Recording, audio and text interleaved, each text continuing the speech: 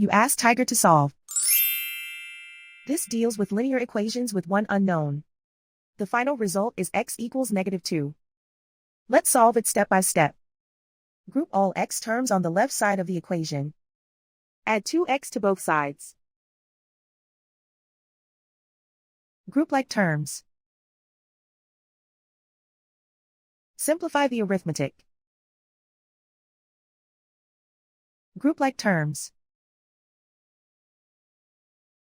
Simplify the arithmetic.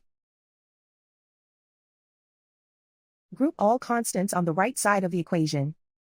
Add 5 to both sides.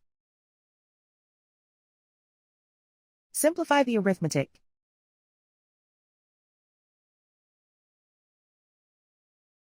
Isolate the x. Divide both sides by -7. Cancel out the negatives. Simplify the fraction. Move the negative sign from the denominator to the numerator. Find the greatest common factor of the numerator and denominator. Factor out and cancel the greatest common factor.